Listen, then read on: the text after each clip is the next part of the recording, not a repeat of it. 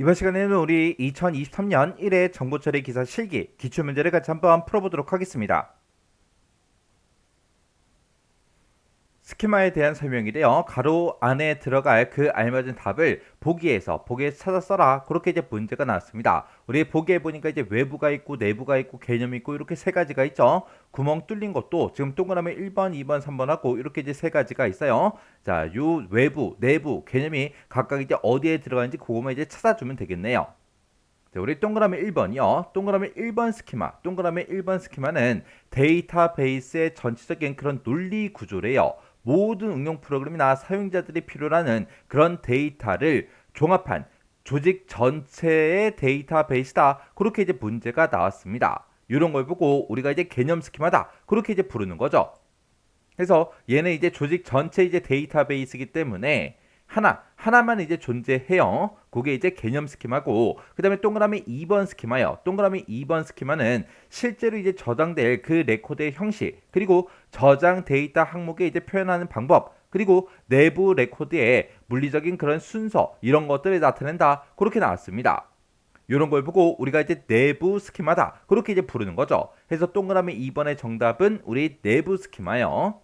그래서 이 내부 스키마라는 거는 물리적 저장 장치 입장에서 본 그런 데이터베이스 구조를 보고 얘기하는 거예요.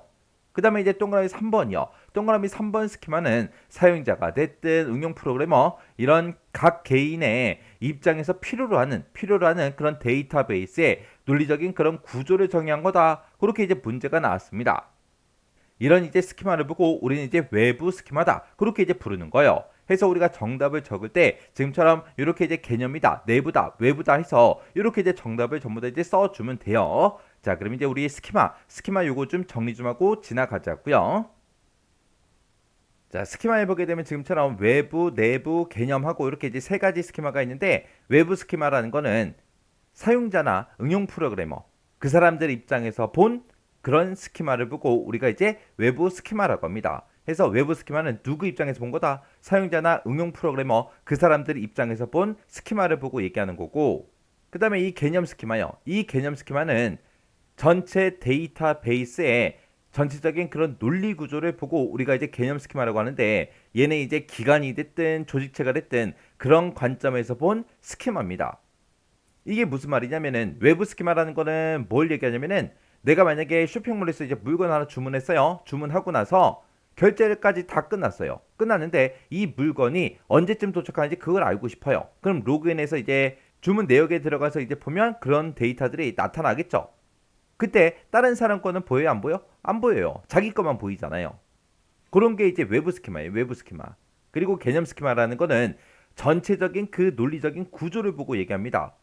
그래서 만약에 쇼핑몰을 제가 운영할 때 저 혼자 운영하는 게 아니라 만약에 직원이 5명이 있어요. 그러면 그 모든 직원들은 회원 테이블이다, 상품 테이블이다, 뭐 주문 테이블이다 해서 그런 테이블 전체를 다 같이 볼 수 있겠죠. 그래서 이 개념 스키마는 기관이나 조직체의 관점에서 본 그런 스키마를 보고 얘기합니다. 그래서 데이터베이스의 전체적인 그런 논리 구조를 보고 우리가 이제 개념 스키마라고 하더라.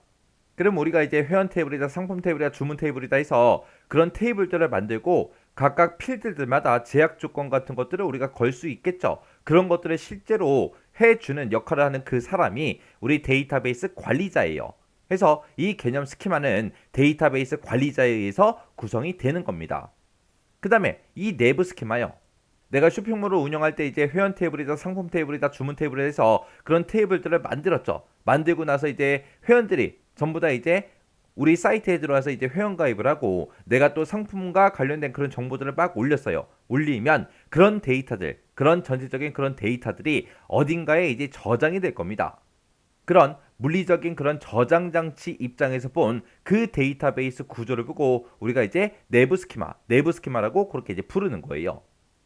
그래서 이 스키마 세 가지를 보면 누구 관점이냐 거기에 따라서 이렇게 이제 세 가지로 나눠지는 겁니다. 일반 사용자나 응용 프로그래머 입장에서 본 게 우리 외부 스키마고요. 그리고 이제 기관, 조직체 그 입장에서 본 거. 그래서 데이터베이스의 전체적인 그런 논리 구조를 나타내는 게 우리 개념 스키마고요.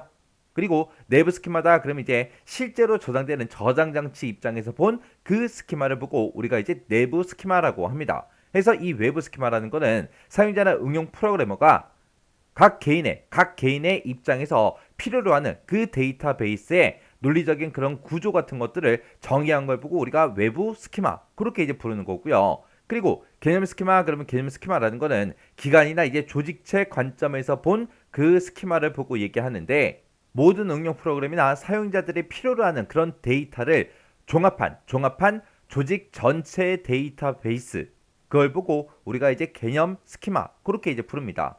이 전체적인 그런 조직의 데이터베이스는 하나만 존재하겠죠.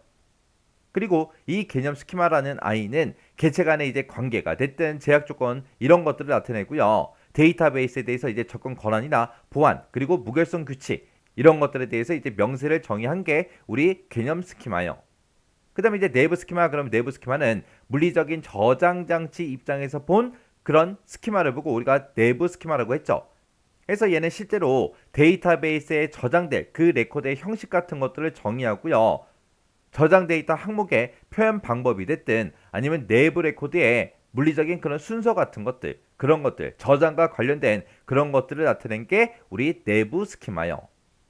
그래서 지금처럼 이렇게 이제 스키마에는 내부 외부 개념하고 이렇게 이제 세 가지가 있습니다.